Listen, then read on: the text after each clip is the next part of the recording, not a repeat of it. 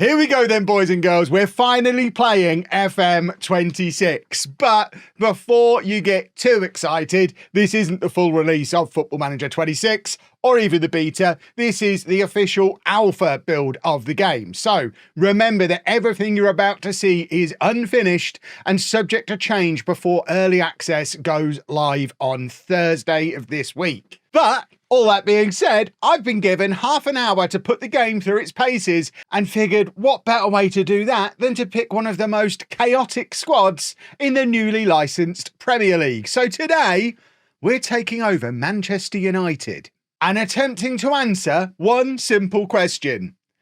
Can I make them actually good in FM26? Let's find out. And here we have the new game. And look at that, I've already made my manager, man. He looks almost like me. I need to get myself a nice green jacket, but I like the jacket, jeans and trainers combo. Just wish I could give my hair a little bit more body to celebrate having the best hairline in Football Manager, but you can't have everything. This is the team selection screen. It looks a lot like it has done in the past. Everything you'd expect to be there is there. Not sure how I feel about alphabetical order, allowing the AFC and AFC Bournemouth to put them top of the alphabetical list. But the first thing, obviously, you notice is we've got all the badges, we've got all the kits. The Premier League, as we already knew, is fully licensed, and this is who we're going to be managing. Manchester United, predicted to finish 7th. I'll be the judge of that. I don't really have time today to go into the full manager profile stuff, but it is worth mentioning that I am completely unsuited for every aspect of the job, so it'll be fine. And here we have the good old message, not more and newer cameras, I'd like to say, pointing at the press conference. But I'm an inspirational leader with a driven mentality. I told the game that a few minutes ago when I was doing the manager setup stuff. Do like the fact it's taken a year off my age because we're starting before my birthday on the 10th of July.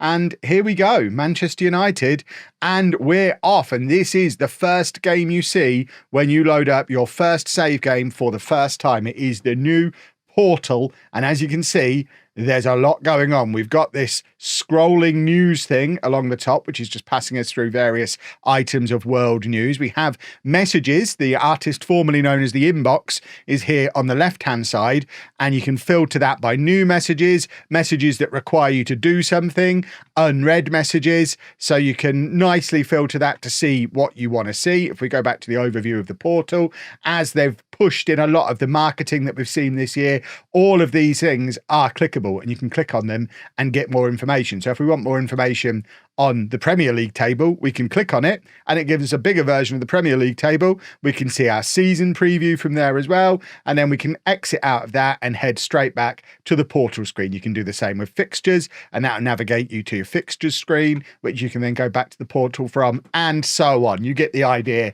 of how this portal screen is going to work. It is probably the newest innovation as part of the new user interface, and is where we're going to be spending a lot of our time between matches. If we have a look through the inbox stuff, when you actually... called it an inbox. What a naughty boy. The messages. This is not an inbox. This is messages. But this is all very familiar to anyone who's played Football Manager before. We've got the club vision stuff, which as ever, you can negotiate or accept. I'm just going to accept it for today, because what we want to do is get into our tactics introduction. If you've seen any of the pre-release interviews with Miles, you will have heard him say, even if you are an established Football Manager player, maybe even more so if you've played a lot of Football Manager over the years, you're going to want to do the tutorials and the introduction stuff this year, because there is so much that is new, there is so much that is moved, and it is going to take us all a little while to unlearn the last 20 years of playing Football Manager and then learn the new way of doing things. Most of what you would expect to see is in here somewhere. It's just not necessarily where it used to be, and going through the introductions gives you a little bit of a head start of showing you where that stuff would be. We are going to come back and do the tactics stuff in a second, but I think probably the first thing you want to see is the squad screen before we even get that far. And again, you click on squad and it starts us off with this overview, which again takes this panel thing, so you've got more information in front of you right from the word go. So you have that snapshot of the squad. If you want to go in more detail, you can click on it. But if you want to go straight into tactics from here, you can see your youth setup from here. So you get these kind of panels that are combinations of, they're all clickable buttons, but they also all provide you some information as well. So you can see this as a snapshot. And then if you've got active promises, it might tell you you've got an active promise there, and then you can click in and find out more detail on what you've got. So it gives you this nice combination of overview for people like me who don't go into too much detail, but the detail nerds who are worried that the game might be dumbed down, you can drill down on all of these and find out more information. You can go and examine your training if you want to go and examine your training. And even from there, it takes you down to another area you can then drill down on. You can go into individual training and mentoring. And it's all that combination of information and clickability all the way through, which I think is quite snazzy. Let's have a look at this Manchester United squad. And I know one of the things that a lot of people have been worried about from the previews is there's not as much customizability in FM26 as there has been in previous versions. And I think that worry did extend as far as this screen. Don't worry, can confirm, you can insert columns, you can do your own custom squad views. I haven't got one up and running yet, but by the time the beta is out, I will have a squad view ready for you to download. But a lot of this stuff is very, very familiar. You can filter by reports or sort by reports as ever, and that will allow us to see who our best players are and who we want to build our tactic around. So Bruno Fernandes, Matthias de Ligt, Lisandro Martinez, who is out for 3 or 4 months, so maybe you don't want to build around him. But looking at their best roles, we need a tactic that's got some defenders in it. There's lots of centre-backs at this club, but also we need to be using attacking midfielders. We've got Fernandes, we've got Cunha, we've got some decent wide players, one decent striker. So yeah, I think we can, I mean, we're obviously, I think, leaning towards, and obviously anybody managing Manchester United would come to this conclusion almost immediately, we're probably leaning towards something like a 4-2-3-1, maybe a 4-3-3. Seems like the logical thing to do with this group of players, right? Right? So with that in mind, we've headed back to our squad overview, and we are going to click on tactics to start creating a tactic. Your other route through to do this would be via your portal, where we've got the tactics introduction is right there. Like I say, would recommend you go through all of the introductions. I'm not going to do them in this video because I don't want my full half an hour to be taken up showing you the tutorials you can see for yourself in a couple of days' time. So let's go via our squad overview and set up a tactic. And as you can see, although we've got the new UI, which is alien and new and strange, there is a lot of stuff within it that is very familiar. And this screen, for me, very familiar. We've got all the same tactical presets that we've had previously, including a clean slate for those of you who are nerds and like to create things from scratch. The big difference on here, of course, is that with tactics on FM26, you have both in possession and out of possession tactics, and that's baked right in to this tactics planner. So believe it or not, I'm going to do a gegenpress. I just feel like a gegenpress might be a little bit of me. As it has done previously, when you click on one of these, it does give you all this information on what the actual tactical style does, so you can have a look through and decide which one you like the look of. But we know we're going with gegenpress. We're then going to click formation in possession, which takes you through here, and then you can pick what formation you want to be using when you've got the ball. And again, just like on previous versions of FM, we've got the little thumbs up. The thumbs up indicates that's the one your assistant manager, your club staff recommends you go with. So there's a couple of recommendations. Again, no sign of back three here. It's weird. But I think in possession, we want to get the most out of our best player, Bruno Fernandes. So we're going to go for a 4-2-3-1 and put Bruno just there. That's what we're going to do when we've got the ball. So that's our in possession tactic. And then out of possession, it's recommending a 4-2-2-2. I don't know that I want Bruno getting up alongside the striker when we've not got the ball. So I think I'm probably leaning towards dropping back to a 4-3-3. So we basically have one of the defensive midfielders drop a little deeper, Bruno drops back alongside the other one, and everything else pretty much stays where it was. So that's what we're going for. 4-2-3-1 when we've got the ball, 4-3-3 when we don't have the ball, and we're going to confirm that, and that brings us through to the tactics screen. From here, you can see your combined version of the tactic, your in possession, your out of possession, or both side by side. Worry not, we have a quick pick button. We also have the selection advice button as well. So all the stuff that I love to use is all in here, including picking best 11. So now we've got our tactic. We can ask the AI to pick our best 11 for us, and it slots our best players into their most appropriate positions. And again, just like you've been able to previously, you can even then pick roles that best suit those players, so we can pick the best in possession and out of possession. And very quickly, we've got a tactic that puts our best players in their best position doing roles that suit them. Obviously, we would then go through and tweak this. You can tweak either the in possession or out of possession. You can give players their personalized tactical roles as well. And obviously, we have got a lot of new positions, both in and out of position, lots of new position names, lots of new stuff to learn. No more trequartistas and mazzalas and stuff like that. Lots of reading we're going to have to do to get an idea of what each of the roles does. What I particularly like, as someone who's not really an attribute guy, I like the fact that it has the key attributes and shows you what your attribute ratings are for the player you've got selected for those key attributes. So you can see at a glance which ones they are more suited towards, which I think is really clever. It might have been in the older versions of the game. If it was hidden in a place where I never saw it.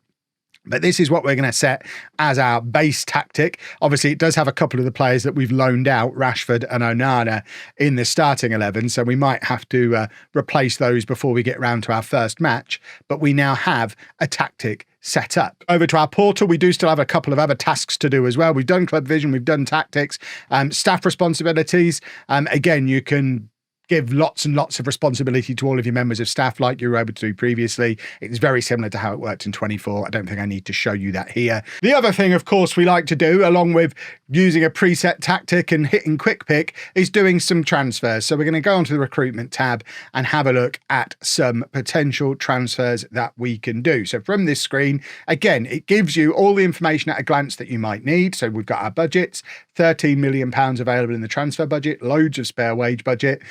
You've got your squad planner is directly accessible from here as well. At a first glance, I think we probably need a striker, a defensive midfielder, or a goalkeeper. They're the areas that our squad planner indicates we might need a little bit of help with. The player search screen no longer exists. It's now called player database. I'm probably still never going to click on it. It's very much not for me. Scouting, I'm going to leave to my scout and just read the scout reports when they came in. One thing that is significantly different is director of football player recommendations are gone and are replaced by the new transfer room stuff. So we're going to have a look at transfer room. And like I say, it does work similarly to director of football recommendations. It's just more realistic and less immediate. So we've got our director of football in the room. He's asking me if I'd like to create a set of requirements. Yes, I would.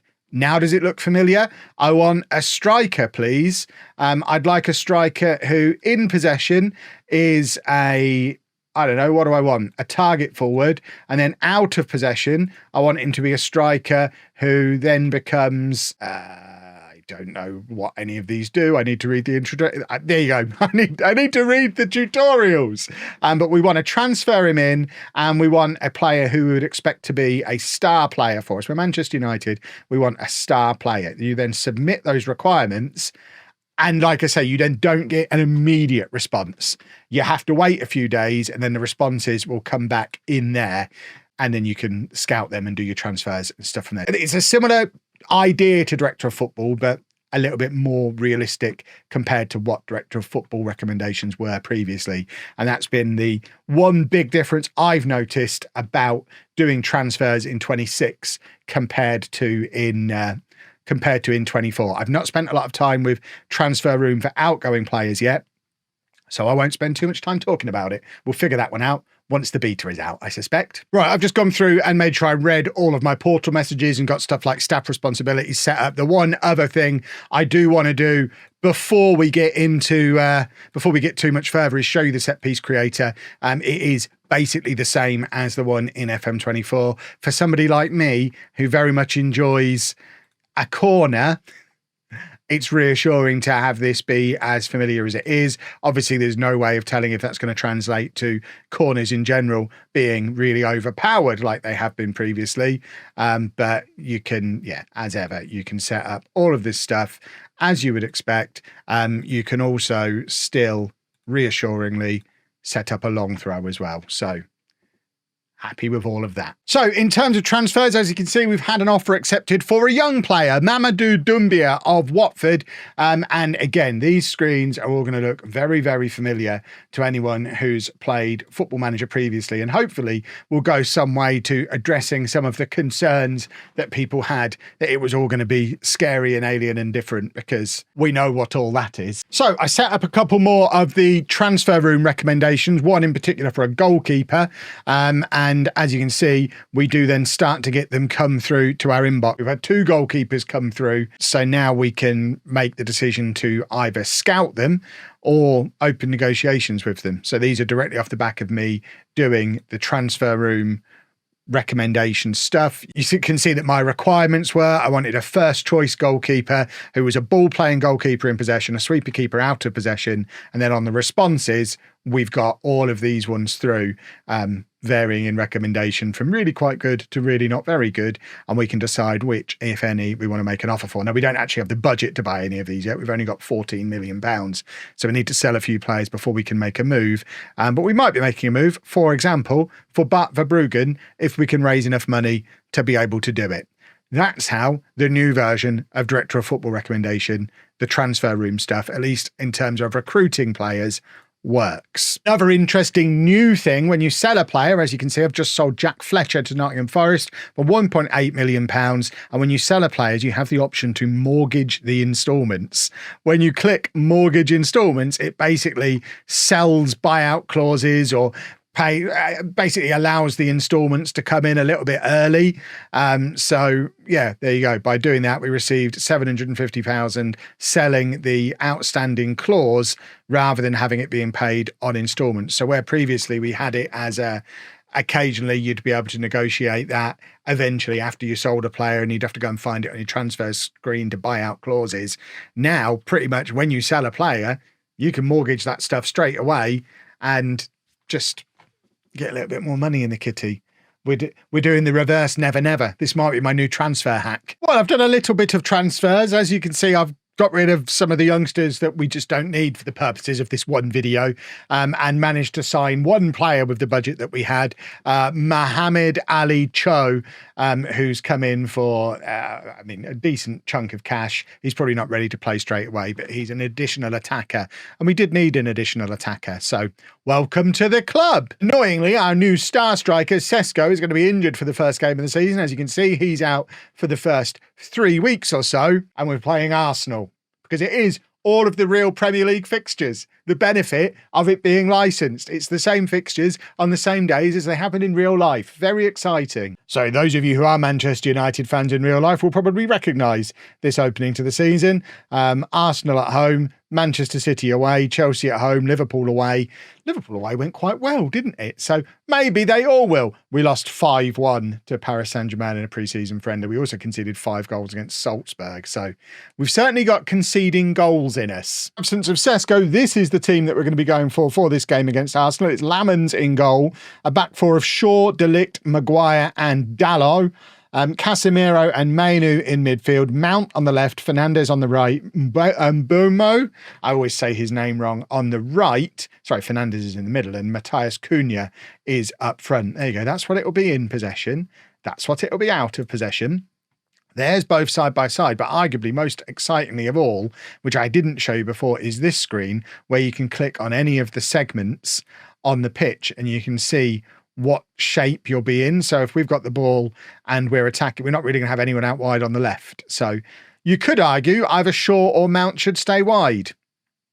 I'm not a fan of those kind of arguments. Just they'll figure it out amongst themselves. You can see the same thing for out of possession as well. So this, for those of you who are tactics nerds, this is really cool. It's probably the only time I'll click on this screen throughout the entire game cycle. I like knowing it's there. But I've delayed the inevitable long enough. Let's get into the match. Let's go and take our medicine against this Arsenal team. Oh, I have to pick a bench first. I've picked a bench. Hold on. What have I done wrong on my bench? Have we missed a player? 1, 2, 3. We haven't got... Why haven't I... I don't... I mean, that might have been the guy I just sold. So there you go. You can be my unpicked third substitute. Can I go to the match now, please? Squad number to 1 player. Casemiro's not match sharp. I mean, What else is new, boys and girls?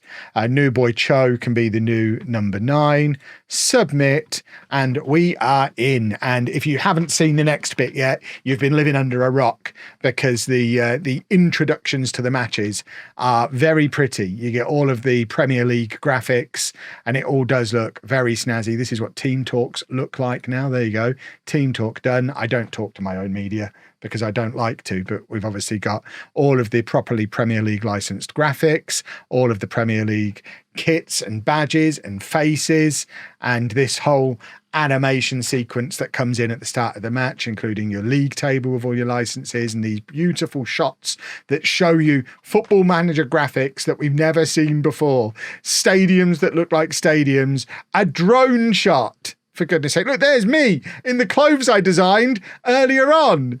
Don't I look snazzy in my jeans and my green jacket? And we have all the, I mean, look at it. Obviously, I'm not going to watch this bit in full every match. Nobody will. But the fact that it exists is fantastic. I love it. Look at the stadium. Look at the stands. It's very snazzy. And we are off.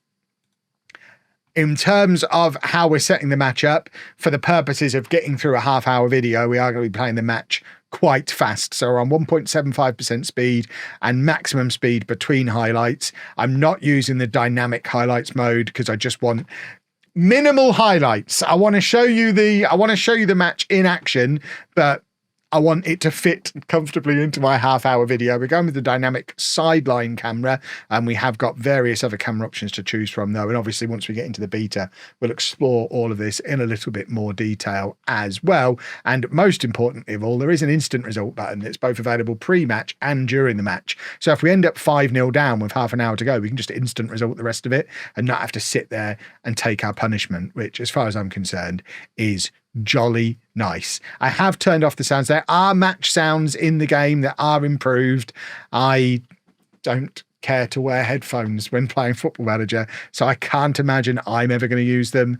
I'm very much from the generation of sitting there on my sofa with a laptop on my knee while the rest of the family are watching the telly. They don't want crowd noise blasting out. How do we feel about the 2D thing being on there, by the way? I'm still not completely sure. It's very fast moving to have the highlights moving fast. I think it's probably something that the tactics nerds are going to love, and I'm not going to pay a lot of attention to, but would be interested to hear your thoughts on it down in the comments. And here we are, knocking the ball around, of course, trying to play the ball out of defence. There's that left-hand side with no players on it. We knew about that in advance. And there is Cunha. And was that a save from Raya? I'm playing the highlights so fast we couldn't tell. I think Cunha just absolutely blasted it wide. But yeah, it's been an encouraging start to the match. Although, oh God, it's Arsenal with a corner. This probably isn't going to end well. Luke Shaw dominantly heading clear, but Arsenal continue on attack. Shaw's there again. What a defender Luke Shaw is. And are we trying to get a counter-attack going, or are Arsenal going to score? Because we're on the keyest of key highlights, which did indicate there was maybe a goal coming. And there is Noni Madueke on his debut for Arsenal, putting them 1-0 up against us. And, I mean, it's some nice football from Arsenal, isn't it? I mean, they're ready to go. It's interesting they're playing Saka on the left and Madueke on the right. I am doing Arsenal for my beta save, which will be starting in a couple of days, so might make a note of that for my own purposes. Saka's now injured, so we're not going to be able to make too much of a note of it. But, yeah, what do we do now to drag ourselves back into the game? Maybe we need a back three. Maybe that would have been the answer all along. We just needed a back three. We're not doing a lot, are we? We've obviously got the match stats there on the screenshot. I mean, I guess we are ahead on XG. And where are we? 46 minutes. There is a highlight. Is this just an end of half highlight with 20 seconds to go? Or are they going to score again? Because we've not got the ball. I think if we concede again here, this is troublesome. Right, we've got the ball back. Mainu, forward to Cunha. Have we got an equaliser on the stroke of half? No, we haven't. I got excited for a minute. Look at that match momentum. We've been the better team. We just don't have a striker, which is a problem. Yes, give the fans their money's worth. Obviously, we're going to have to do some kind of tweaks going into this second half, potentially.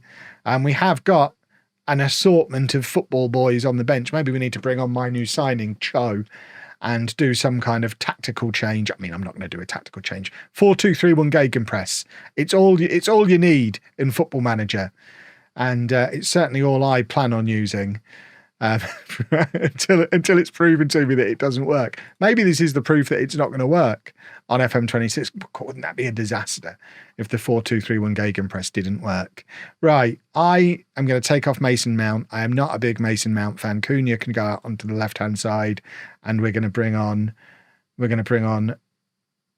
Cho is who I was looking for. I knew I was looking for 3 letters. We've got Chido Obi down on the bench as well. We've also got Xerxes, but he failed a fitness test. So we're going to bring Cho on, and he's going to be the man who hopefully makes the difference. We're also going to go to an attacking mentality. And do we take off Casemiro, who was struggling for fitness before the match? There you go. We'll make those 2 changes and hope that they make some kind of difference. We've got our little dugout message there. Play for set pieces. What, against Arsenal? Are you sure? That seems like a terrible idea. Look at them with Lewis Skelly inverting at wing back. I am glad I'm managing Arsenal and not Manchester United for the beta, because this is showing a little bit of a gulf between these 2 teams. And Odegaard is in, and Odegaard makes it 2-0. Oh, maybe the 4-2-3-1 gegenpress doesn't work anymore. I know a lot of you are going to be so happy if that's the case. Me, less so. Much less happy if my safety net of the 4-2-3-1 gegenpress is not there for me. Right, do we bring on Xerxes now with 20 minutes to go? What we'll do is we'll put Cho out onto the right, and Xerxes can come on up front. And then we don't really have much in the way of other changes we can do. It is quite a limited... It's a challenging squad, isn't it? It's Manchester United squad. You know what would be really handy at times like this? Marcus Rashford would be quite useful at the moment. Obviously, not an option for us. Final roll of the dice. Ahmad, I guess. And Obi. Do we just throw another striker on? Are we going to do something bananas? Can we move players around on this screen? No, you have to move them in possession and out of possession. So if we get both on, we don't want Fernandes to move from that position, but I think we have to sacrifice a midfielder here. Stick him up there alongside Xerxes. He's going to have to stay back on his own. You do get this little message saying the distance between his in possession and out of possession is too big. Sort it out. So we could potentially do something like that. So that's in possession, that's out of possession. And I guess we push these 2 forward as well. And then we're going to bring on who have we got as a striker who can come on? We were trying to bring on Ahmad, weren't we? I mean, Dorgu is a bit more attacking than Shaw, maybe. And then very attacking. Confirm. Right, let's hope we do something. Right, we have a corner. We played the short corner, which I don't know if playing a short corner was the best idea in the world. But we'll do what we can. The highlight is continuing, which suggests something might be about to happen. Cunha dancing around the Arsenal players and then a really tame shot. Basically passed it to Raya. Is that what passes for a Manchester United highlight? This doesn't necessarily bode well. And yeah. I think I asked a question at the start of this video. Can I make Manchester United good on FM26? I think what we've learned here is certainly not in half a window and 1 match. Obviously, we've still got a month or a couple of weeks at least of transfer window left. So there is the potential to do a little bit more transfer business. I certainly don't know that this system we're using is the answer. It is a little bit hard to judge when we're playing against an Arsenal team who are obviously going to be one of the best teams in the database. They're top of the Premier League in real life. I imagine that reflects on them being one of the best teams you can manage in FM26. And we just did a football goal. There's me writing my own obituary, and we've scored a lovely football goal. Ugarte to Cho. These are my tactical changes in action. There's Ahmad, who we've just brought on. Bruno bursting forward, stays onside, dinks it over the top of Raya. It's a lovely finish. But unfortunately, we are now out of time. Editing Kev here. The clock is ticking down. Just want to let you know that I am going to be continuing this save tomorrow live on Twitch and LOLLUJO live here on YouTube from 7 p.m. So make sure you're following on both of those so you can watch along from there. But yeah, we have to cut this video here. Cut!